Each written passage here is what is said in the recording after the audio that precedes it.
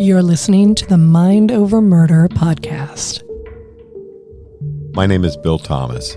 I'm a writer, consulting producer, and now podcaster. I am now trying to use my experience as the brother of a murder victim to help other victims of violent crime. I'm working on a book on the unsolved Colonial Parkway Murders, and I'm the co-administrator of the Colonial Parkway Murders Facebook group together with Kristin Dilley. My name is Kristin Dilley. I'm a writer, a researcher, a teacher, and a victims advocate, as well as the social media manager and co-administrator for the Colonial Parkway Murders Facebook page with my partner in crime, Bill Thomas.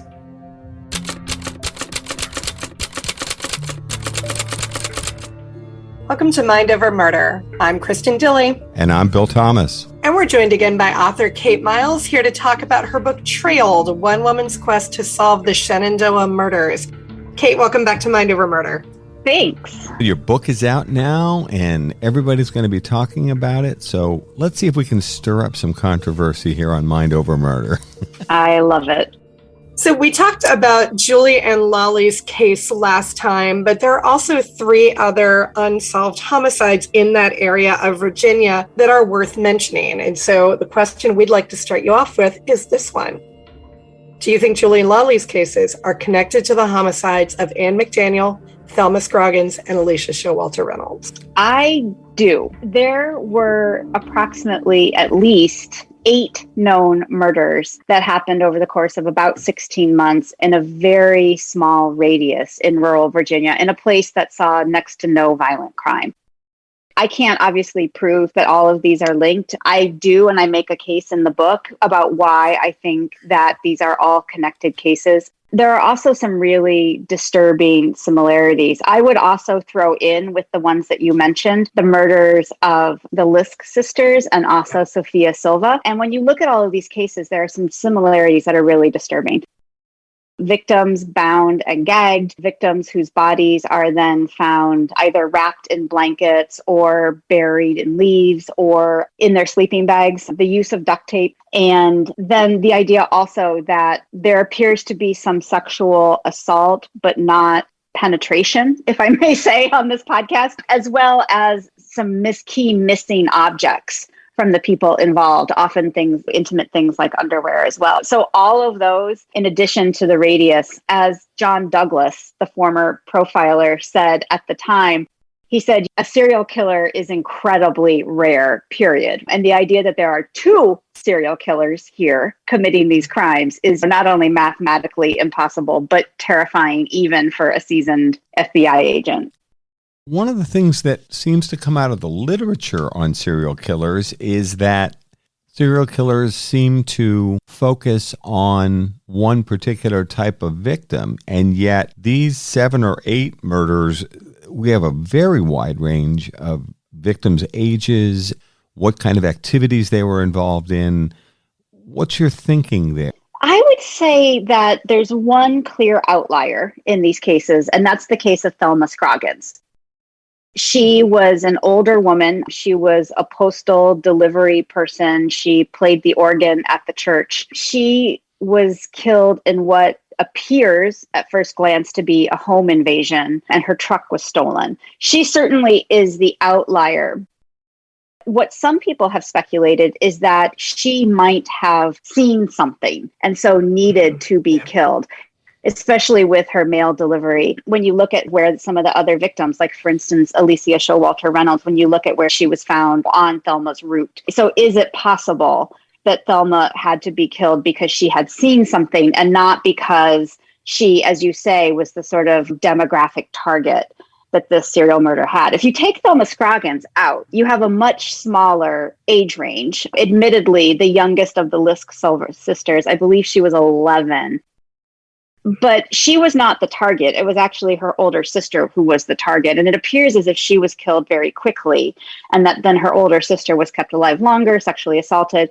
Her older sister was pubescent, as was Sophia Silva, obviously Alicia Showalter Reynolds. So now if we're looking at those cases, Lisk, Silva, Showalter Reynolds, Lollie, and Julie, we have pubescent young women, brown hair, brown eyes, similar body types. And now it doesn't seem quite so odd that you might put them together.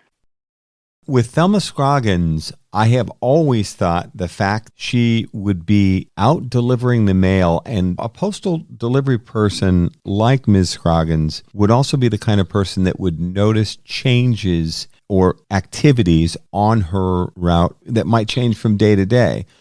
Postal people are out, they know their customers, how their route looks each day, and if they saw something unusual, they'd pay attention to it.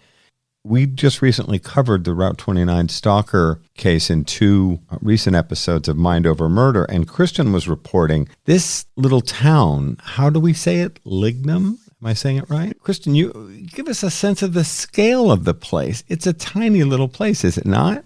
It's teeny tiny. Yeah, absolutely. I think some of the reporting called it smaller than a hamlet. And I honestly can't think of anything that's any smaller than that. Other than this little tiny town, there's not a whole lot there. Kate, I assume you went to. I did. And you're right. You would drive through it without blinking. 2 churches, the post office is a trailer, basically. And that's literally what's there. And yet you have Thelma Scroggins murdered there. You have Alicia Showalter's body found right there. And you have Ann McDaniel's found right there as well in a tiny little town, which again, I went through crime reports for the previous 25 years, and they had gone ages and ages without a single crime. And now all of a sudden, in a very short span, you have multiple murders happening right there. That's important to look at for sure. The clustering of all of these murders in this little tiny town in rural Virginia always struck me as extremely odd. You're right. If you study Ms. Scroggins a little bit, you realize she might be a witness to something, an observer. She might have seen something, and therefore a killer or killers might feel the need to eliminate her because she might have witnessed some nefarious activity. And the other thing that I think is important here, without spoiling everything right now, is the person that we do know killed the Lisk sisters and Sophia Silver, Richard Mark Ivanitz, was also known for stealing vehicles. And that's part of how he would move about unseen. I think the fact that Thelma Scroggins' truck was stolen and actually was missing for weeks is worth noting as well, too. So could it possibly have been that someone associated with, for instance, the Route 29 cases needed a different license plate, either to get in and out of the park or to drive unsuspected on Route 29 in a different profile than the truck that had been already reported as used in several of those incidents? And it was reported back in 1996 that the Route 29 stalker had access to multiple vehicles. I even had a pretty heated debate with the Virginia State Police. We'd received a tip in the Route 29 stalker case several years ago. We dutifully passed it on to the Virginia State Police, and trying to get the Virginia State Police to follow up was just like insane. I actually had the tipster coming back to me and saying, is someone from the Virginia State Police ever going to contact me? And I'm talking about repeatedly. And me going back to the investigator and saying, will you please talk to this woman? She's provided what I think is a credible tip. I can't evaluate whether or not this is a good tip or a bad tip. I thought that was up to you. I even ended up debating with the investigator. He was saying, oh, there was no vehicle of that description. And I said, if you go back and look at the newspaper articles in 1996, which apparently I've read and you haven't, it said there were multiple vehicles and it described the multiple vehicles, and I made notes. And no, he wasn't just driving a dark green or dark blue pickup truck. There were other vehicles, and they thought that this perpetrator might have had access to multiple vehicles. One of the reasons they were looking prospective offenders that might have a background in automotive or a scrapyard, things like that, where you'd have multiple vehicles available to you. I couldn't even get this investigator who, to be fair to him, wasn't around in 1996. But if I can read a newspaper from 1996 that describes what was going on back then, with all due respect, so can he. I'd never heard until you just mentioned it, Kate, that Thelma Scroggins' vehicle was actually stolen. Do we know much more about that? No, we don't. And I think that's really interesting. It was incidentally found fairly close to where Ann McDaniels was found. And these were very little known roads. These were roads that when Mark Ivanitz, as your listeners may well know, later abducted a young woman, 15-year-old woman named Kara Robinson, who miraculously and by strength that is unimaginable to me, managed to get herself out of his apartment and run and get help. And so that started this high-speed multi-state chase, during which time Mark Ivanitz very famously calls his sister and she says, how many times have you done this? And he says, more than I can remember. And then he commits suicide while the police are bearing down on him. And afterwards, the state police and the FBI did a full inventory of his apartment, and they found all kinds of scraps of paper where he had written the names and descriptions of potential victims. And he had also written down these rural roads in Shenandoah Valley. And so we see him, for instance, writing down how it is that you get from Route 29 to Lignan, and where some of these bodies were as well, too. So I think that's really interesting and important. And incidentally, of all of those vehicles that were ever mentioned in association with the Route 29 stalker, at no point did anyone say a very light blue, older Ford, which was the only car that Darrell Rice had access to other than his dad's like bright purple Geo Prism. At no point was Darrell Rice's vehicle mentioned in any of this. So at what point did Ivanitz come onto your radar? And again, it is so funny how much overlap there is here between our investigation and yours, because that is also a name that has come up a number of times from tipsters who will write to us and say, hey, have you considered, we get Darrell David Rice, Mark Ivanitz, and we get Edward Edwards a lot. He's a whole other can of worms. But how did Ivanitz come onto your radar? The excellent reporting of Pamela Gould, who had done a series of essays or reporting on it. Incredible journalism. And I had read that and was interested in it. And so started looking into it as well. One of the things I talk about in the book at length is this idea of confirmation bias, which we all suffer from. As soon as we want to believe something is true, our brains are literally hardwired to do whatever we can to affirm that is true. And when I was talking to some of the FBI agents who worked the Yosemite case, what they told me was they were so sure that they had found that the perpetrator must have been a hotel employee or a park employee. They thought they had their guy, and so busy trying to nail their guy that Carrie Stainer went on to commit at least one other murder that we know of. And when I was talking to those investigators, they were very frank with me. And they said, we made a colossal mistake. We were literally blind to any other suspects. We had talked to Carrie Stainer. We had ruled him out. We never went back. We were just like full on tunnel vision while he went on to continue to commit crimes. And I think that happens more often than we know or we even want to believe. And so I think when it came to Ivanitz, investigators were incredibly resistant to the idea that the same person who killed an 11, 14, 15-year-old girl could also kill these young women. And some of it was just ludicrous. Like I would talk to the investigators and they would say, he's a pedophile. And I would say, but his targets were 14 and 15. Their bodies were formed bodies, right? These were not little girl bodies. That's not pedophilia. And then they would say things to me like, yeah, but we looked at his porn and the women were all shaved. And I was like, dude, have you watched porn? They just are. That's a look. And so there were decisions like that got made that just meant that he was never really looked at, despite the fact that, and again, can I prove that Mark Ivanitz killed Lollie and Julie? No, I cannot. In the book, I try to make a case about why I think he certainly requires more investigation. And I think the lack of investigation that went into him, whether or not he did it, is just a real example of investigators not doing their due diligence. Boy, does some of this sound so familiar. And the dismissive comment by one of the investigators that Ivanitz was a pedophile. We've interviewed some of the top profilers in the country. One of the things they've said is these ideas that, and we talked about this a moment ago, offenders only attack exactly one type of person. As you said, if we respectfully put Ms. Scroggins aside, almost everybody else fits within maybe slightly broader age range, but they all actually do look fairly similar. One of the things that we've discovered, Kristin and I, from talking to profilers and the research that we've done, is that also some of these crimes are crimes of opportunity. In other words, someone might have these very dark proclivities.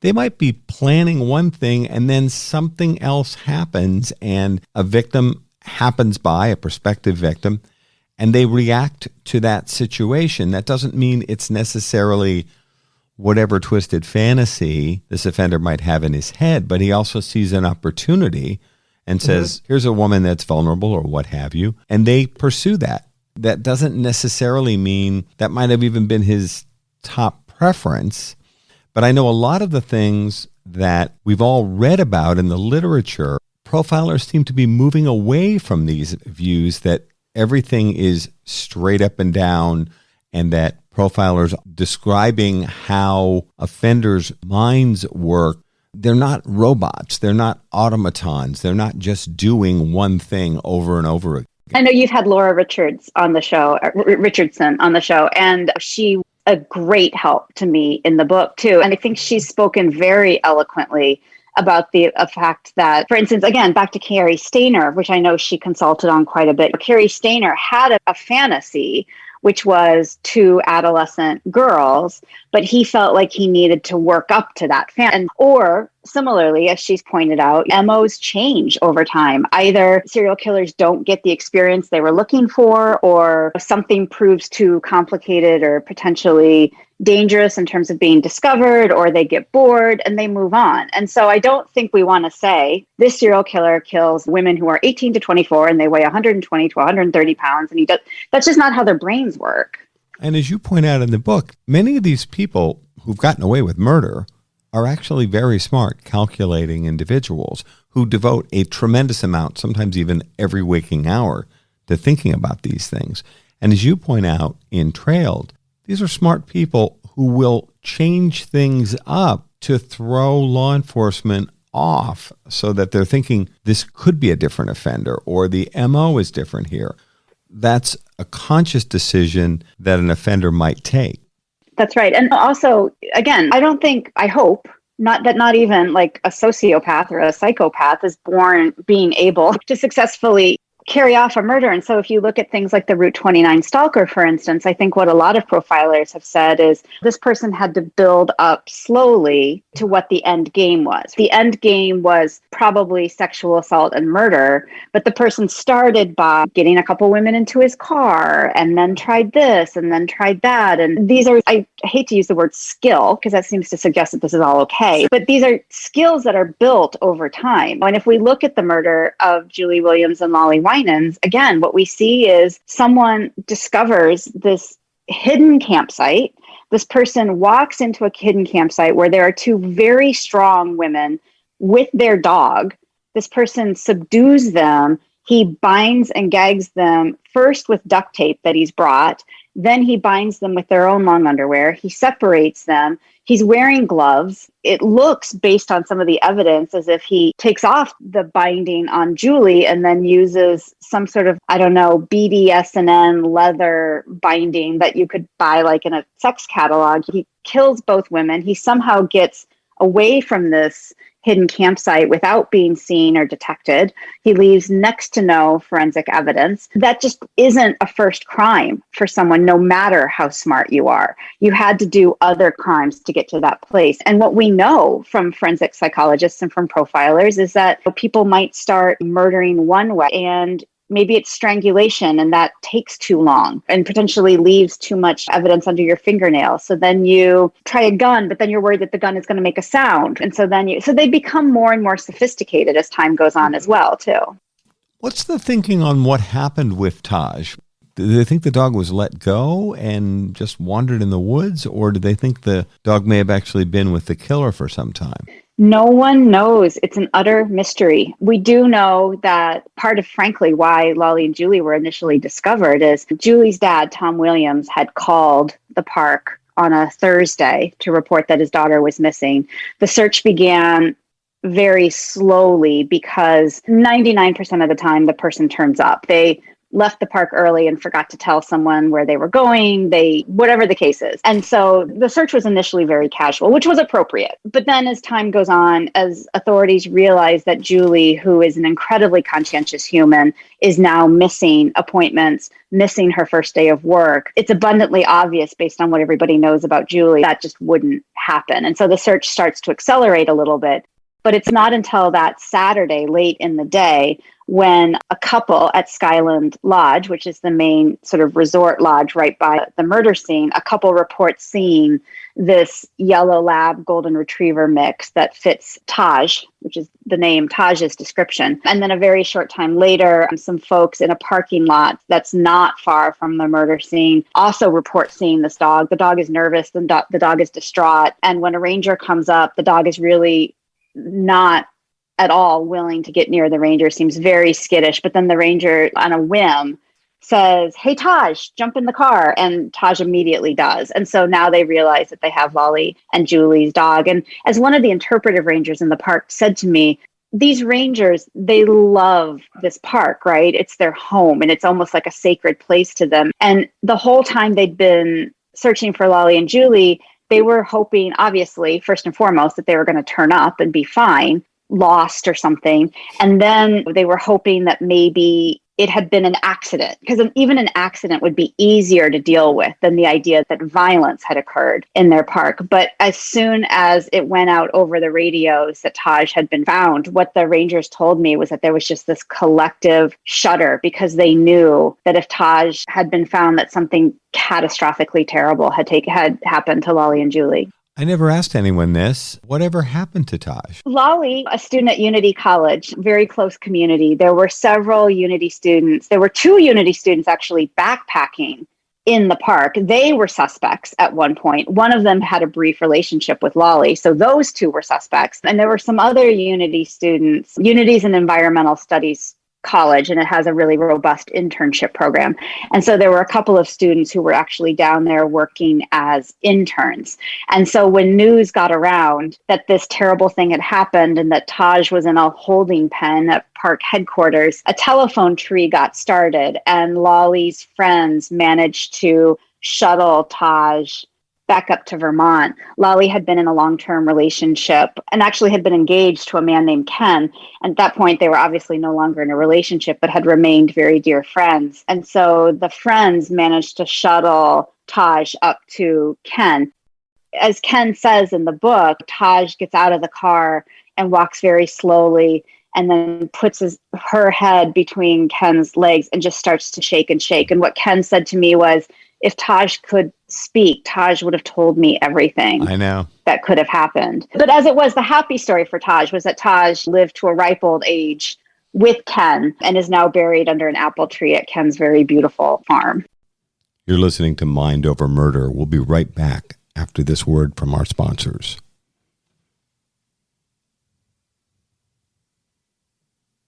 We're back here at Mind Over Murder.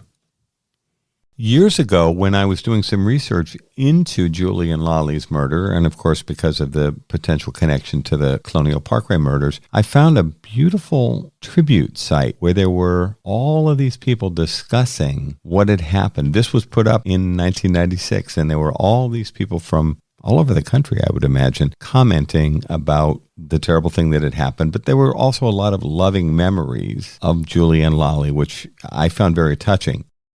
There were actually people that I ended up reaching out to ask them questions, including people that had other strange experiences in the Shenandoah National Park, including some things that were quite disturbing. It does sound like we lost 2 amazing women as a result of this terrible incident. And it was so important to me that I tell their story as fully and robustly as I possibly could.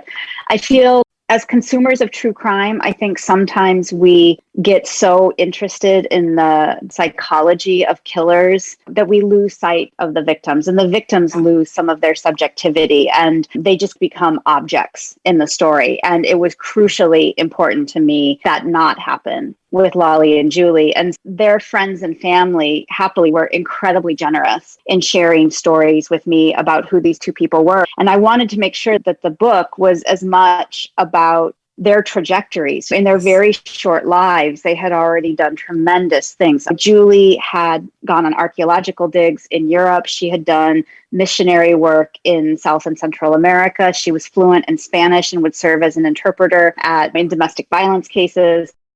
Lollie, also a sexual abuse survivor, was going to school with the intent of opening her own therapeutic wilderness organization that would serve sexual assault survivors and take them out into the woods as a way, as part of their approximately their personal rehabilitation.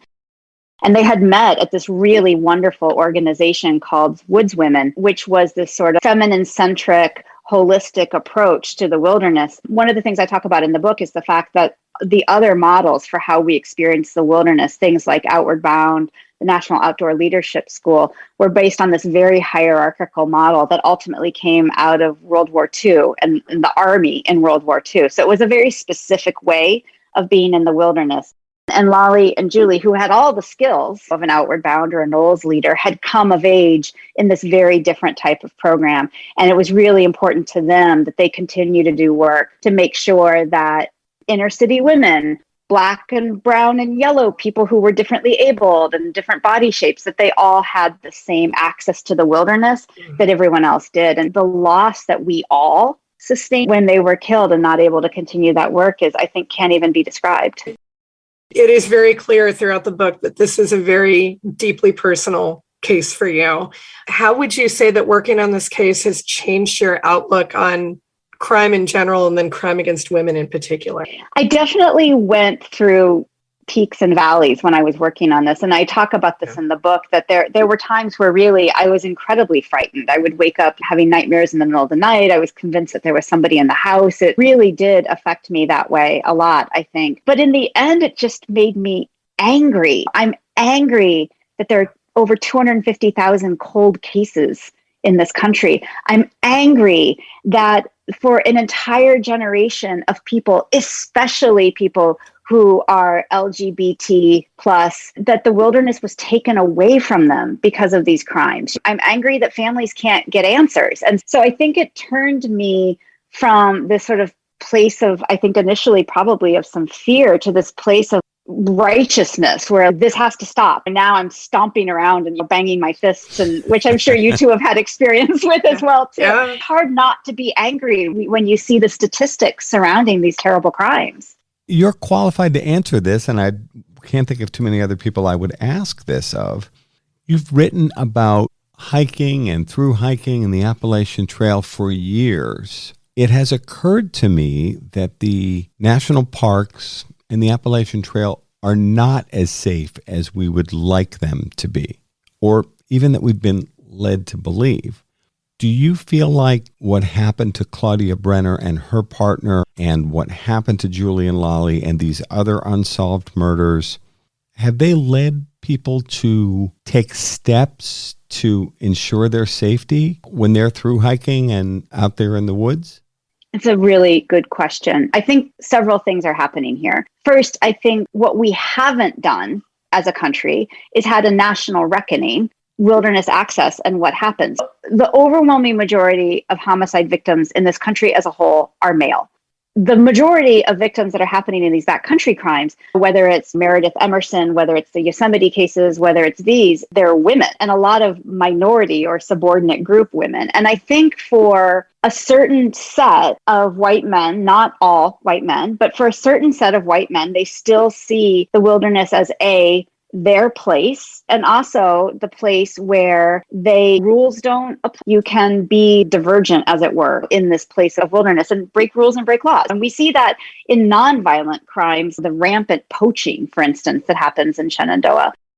So first of all, I think as a country, we really need to come to terms with that, and to come to terms with the fact that for very good reasons, there are entire groups of people who do not feel safe in the wilderness, and for good reason. And I think there have been some wonderful organizations out Afro, one of my favorite groups, Fat Girls Hiking. There's been LGBTQ organizations that have really sought to change that and create safe spaces for people to enjoy the wilderness. I'm also really distressed by the number of, for instance, through hikers who I talked to on the Appalachian Trail or the Pacific Crest Trail who have been sexually harassed, for instance, largely by other hikers. And so we're not dealing with that as well, too. And so, yes, in general, statistically, it is most overwhelmingly likely that you're going to be fine, but that's not an absolute. And the numbers are far higher than they should be. Why is that? Why are the numbers far higher there? That's a question that, again, I think that we really haven't answered as a question. We need to. These are public lands,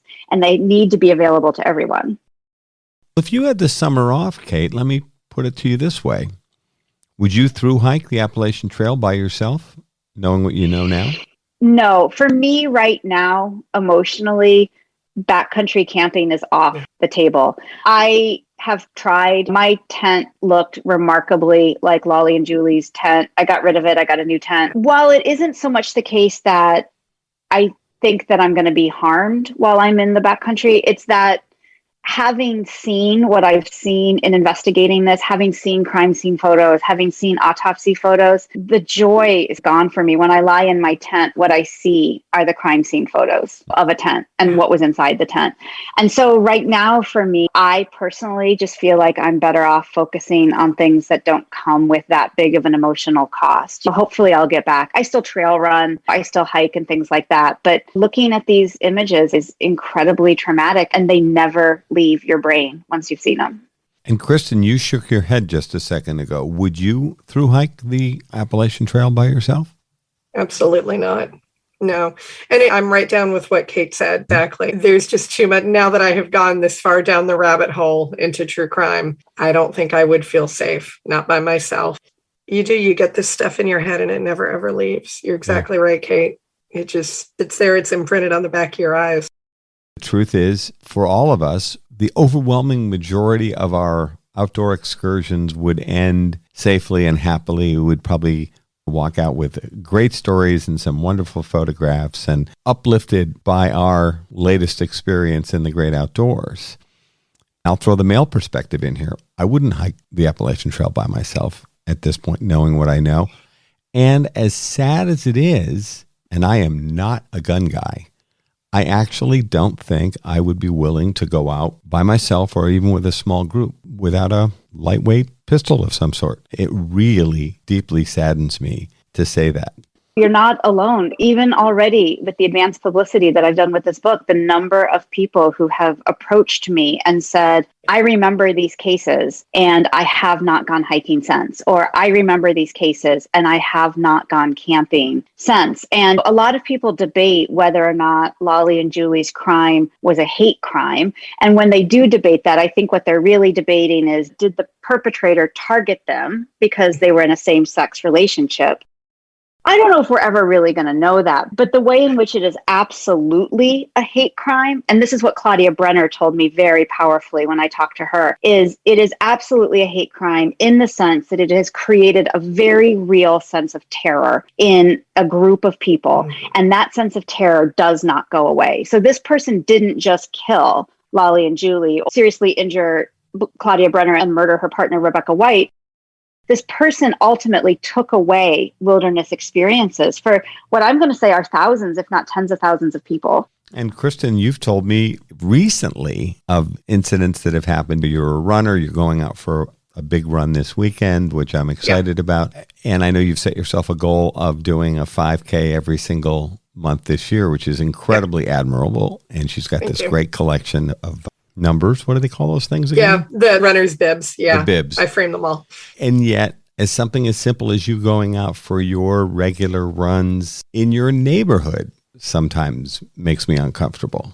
Yeah. And if I go on regular, well-maintained paved trail here in a local park, I always, before I go out, I text one of my running partners and I'll say, hey, I'm leaving. I'm going to be on this trail. If you don't hear from me in the next half hour or so, do a find my phone or something like that.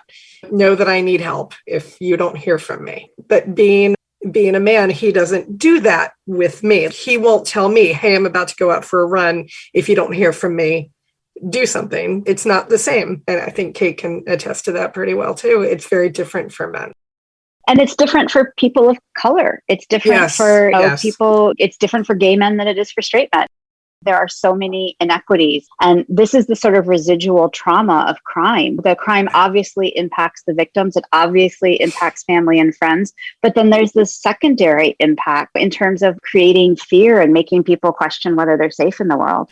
By the way, when we're recording this podcast, this is before CrimeCon. Kristin and I will be heading to Las Vegas to see a few thousand of our closest personal friends in the true crime space. You mentioned Kara Robinson, who survived her encounter with Richard. Her podcast is actually nominated for an award, and Kristin and I will be going to a dinner called the Clue Awards. I have no way of knowing if Kara will win or not, but she's already been nominated as one of the top true crime podcasts of the past year. So fingers crossed for Kara Robinson. I'd love to meet her. I know we were talking about her earlier. We will seek her out at CrimeCon and hopefully get a chance to say hello to her. We're hoping she'll be there. And if not, I'd love to talk with her when we get back. She does sound like an amazing person. So I am curious, Kate. I know that you spent a lot of time with rangers inside Shenandoah, and they have their own thoughts about who committed the crime. When you went to some of them with the name Richard Markovanets, as opposed to Daryl David Rice, what were their responses to that? Was anybody receptive and heck yeah, probably that is, or did it maybe not go too terribly? It did not go terribly well. Okay. And we still have good relationships, I think. And I think that we have just decided to respectfully disagree. But one of the things that I speculate, and I don't know this for certain, but what I do know for certain is, again, this crime had incredible impacts on the people in the park and the rangers in the park. And along the way, the lead investigators for the National Park Service became very emotionally invested in this case. And they still talk about Lollie and Julie as our girls. They still tear up sometimes when they talk about it. It's very clear to me that this case has incredible emotional impacts on them and that they're invested. And some of them have become very good friends with family members along the way, too. That I know for certain. What I don't know, but I think is true, is the idea that they might have gotten the wrong guy, spent all this time looking after the wrong suspect is so incredibly painful for them. I think they feel like maybe if that is true, we completely misserved or underserved or failed to serve Lollie and Julie. We failed to serve their family. I don't know that. But I do know that the stakes are incredibly high here. And so I do wonder if that's just a really painful thought for folks. You mentioned Pamela Gould from the Fredericksburg Freelance Star, who's a wonderful reporter. Pamela was one of the people that was promoting a perspective, and I don't think many of the questions that she asked and that you ask in the book have still been properly addressed, which is, why hasn't the FBI and the National Park Service worked the Richard Markovanets angle to the ground just so we can eliminate him? If he's not the right person, why can't they test the DNA evidence that they have available against Ivanets and either rule him in or rule him out? And I spell out in the book why it is so incredibly important to rule in or rule out this particular individual. And it really comes down to DNA testing. It comes down to the fact that his DNA cannot be excluded from the DNA that was found at the crime scene. You've got the FBI lab saying, we can exclude Daryl Rice from all of the DNA that we found. We cannot exclude Markovanets. I detail exactly why that is. It's a pretty fascinating case. But when those reports came back, the FBI took some evidence, some forensic evidence. They tested it against Daryl Rice's DNA. They tested it against Markovanets' DNA. The reports come back, and the report says Daryl Rice is excluded. The same report comes back and says Markovanets cannot be excluded, and here's why. At that point, the FBI writes back to the lab and says, test it again against Daryl, which is borderline criminal, in my opinion. He'd been excluded. They knew Ivanets hadn't. Instead of saying what seems like the logical and obvious thing, which is test it again against Mark Ivanets, they immediately drop Ivanets and they never test Ivanets' DNA again. And as far as we know, Ivanitz's DNA is not loaded into CODIS, so we cannot, because he was never convicted of a crime. That's who really gets loaded. There's nothing to prevent them from loading Ivanitz's DNA into the CODIS system. This part of this case baffled and infuriated me for years. What exactly is going on that they don't want to test against at least I think strongly possible suspect? They might actually clear this case. What is going on? And it's even worse than that. In the months after Kara Robinson's heroic escape and Ivanitz's eventual suicide, the FBI created a task force that was intended to investigate similar crimes. And in my research, I found a shocking number of women that he had targeted, and in some cases contacted the women. And he had met a lot of them online. He had pursued a lot of them. There's names, there's correspondences, there's women he met at hotels. We have not made sure all of those women are okay. There are unsolved crimes, including one here in Maine that I'm looking at, where we know Ivanitz was right there. It's exactly the MO of these other crimes. But for whatever reason, the FBI created this very robust task force intended to look at multiple dozens of similar crimes around the country. And then there's this very strange memo that comes from a senior FBI official that says the task force is disbanded. You will not continue to investigate Ivanitz. No one's been able to explain to me why that happened. No one's been able to explain to me. And so what you now have are these sort of ad hoc folks who are looking at these other crimes, trying to figure out if there's a way to prove that Ivanitz was truthful to his sister when he said, I've committed more of these murders than I can count.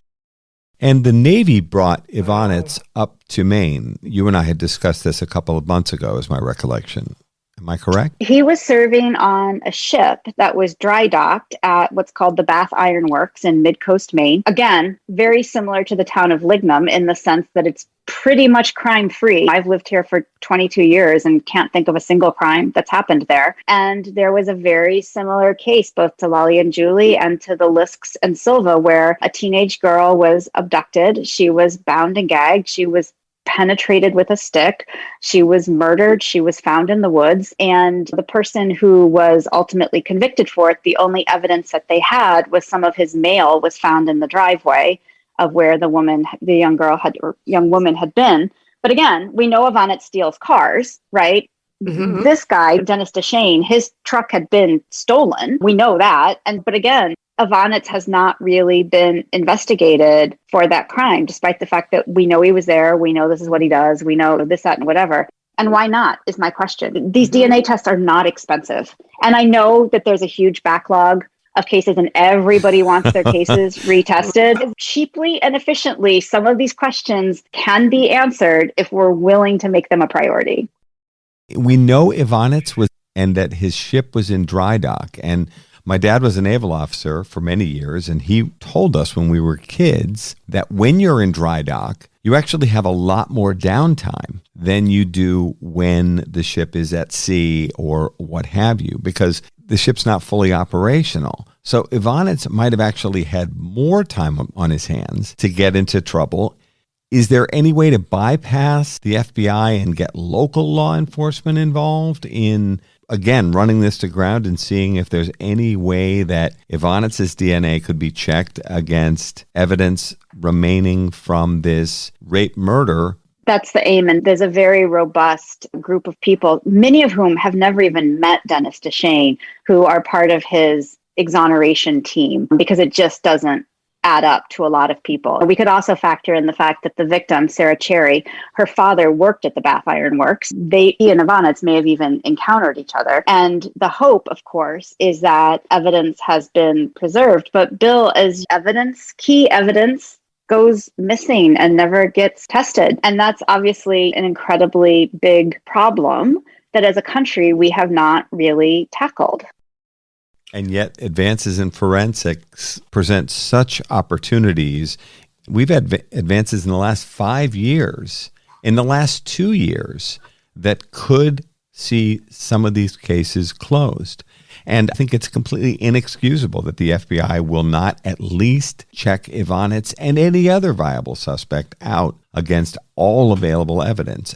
I know that Pamela Gould criticized the FBI, gosh, that's got to be 10 years ago now. They said they were going to move forward, and they still haven't. I think they've run out of excuses. Just do that. And they're not going to until they're compelled to. And so what it's going to take is an administration, a presidential administration with some teeth, and an attorney general who's really willing to hold the FBI's feet to the fire, because the FBI basically answers to the FBI, right? Not enough checks and balances going on. We've seen this again and again with them having to recant on expert testimony, mistakes that were made with forensic testing. Someone, and it has to be, again, DOJ, Attorney General, presidential, holding the FBI accountable. And they have not been held accountable for far too long. That's going to do it for this episode of Mind Over Murder. Thank you so much to Kate Miles for joining us. The book is Trailed, One Woman's Quest to Solve the Shenandoah Murders. Kate, thank you so much for joining us. We loved having you as our guest today. Thank you so much, and for the incredible work you two both do. It's just so wonderful and important. Thank you very much. Thank you. That's going to do it for this episode of Mind Over Murder. We'll see you next time.